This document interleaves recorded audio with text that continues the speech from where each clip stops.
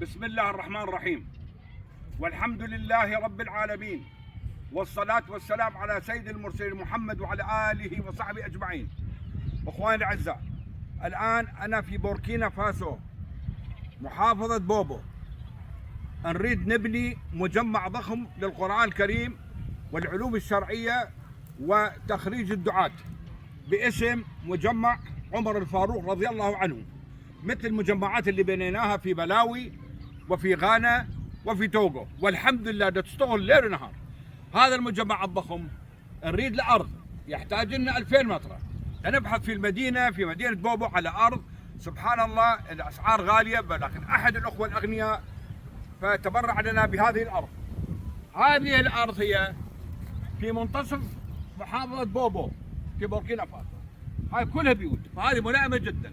تبرع مجانا ب 2000 متر، جزاه الله خير وبارك الله في رزقه. نبني مجمع هنا، ولكن نحتاج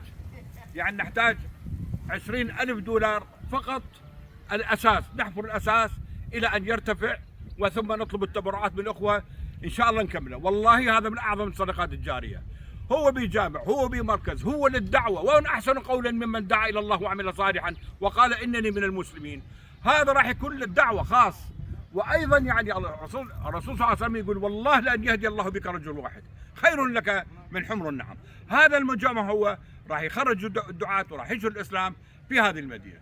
فأخواني الأعزاء، اللي يحب يتبرع ويساهم بي، فهذا تليفوني موجود، وليد عبد الحافظ يونس 00964 7732 229947. السلام عليكم ورحمة الله وبركاته.